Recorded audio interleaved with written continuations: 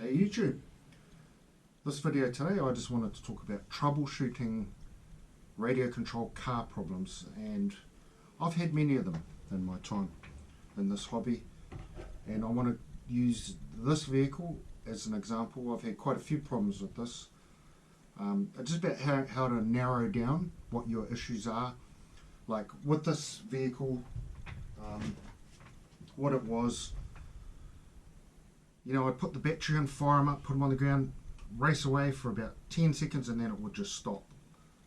But the steering would I haven't got the battery in at the moment, but the steering was still working, but the wheels weren't turning.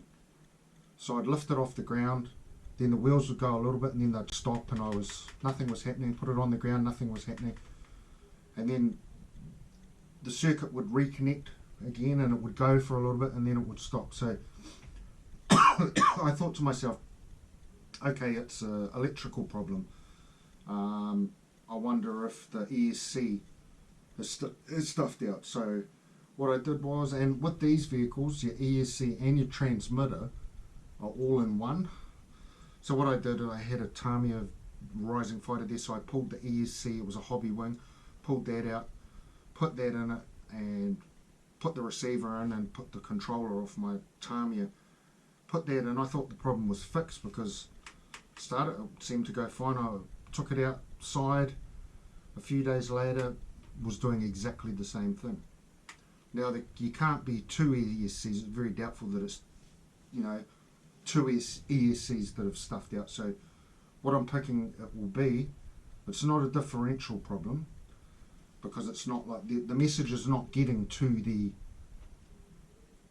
motor at all to turn, or to the ESC. So I think it's narrowing it down, it'll be an engine problem.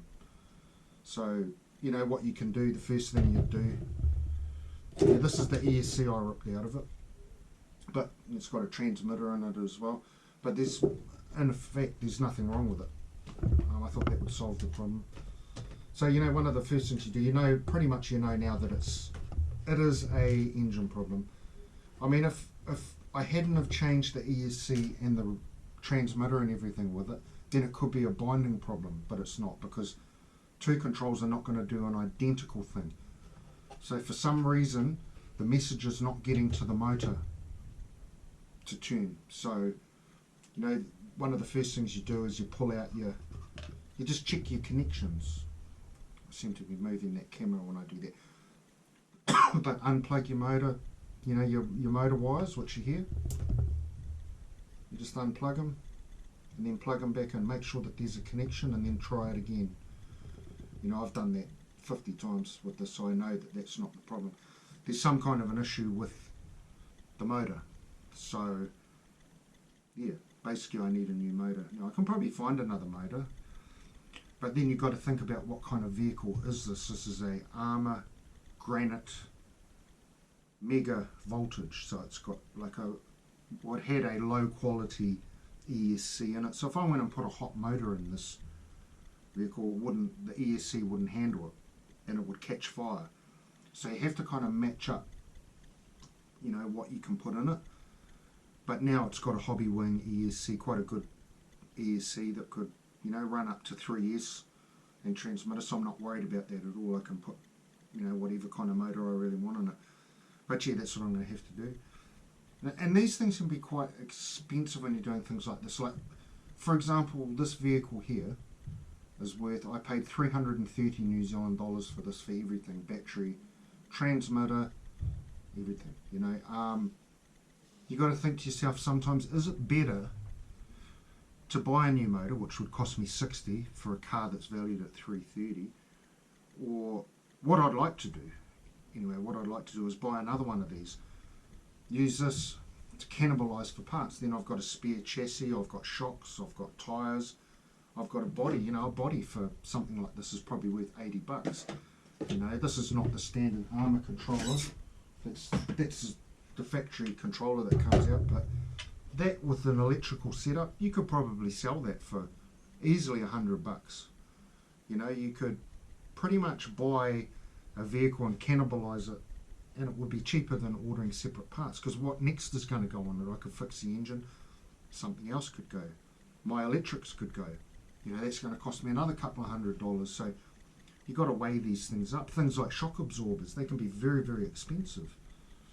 Tyres, we all know how much that costs. So, you know, with some of these cheaper brand cars, sometimes it's if you're using them a lot, it's quite good to, you've got to watch how much money you pump into them. Sometimes you're better off to buy a second one and cannibalise that for parts. I've already done the differential outdrives on it. You know, that cost me $15 odd, you know. So this one's got brand new differential outdrives in it. That's something that you have to replace on these things probably every 3 months. So yeah, these are the kind of things you need to weigh up. But you know, breaking down what is wrong with a car, it can be quite difficult. But yeah, it's a process of elimination. I know that it's not an electrical problem. I know it's not a binding problem. The only thing it can be is an engine problem. It could be something like the wiring. The wiring all looks good to me. There's no dirt. There's no, you know, it's all still good connections. You know, that's all brand new wiring that's on this new ESC. It's hardly been used. Well, actually, it hasn't been used. Did I pull that out on my Rising Fighter, and I might have used that twice.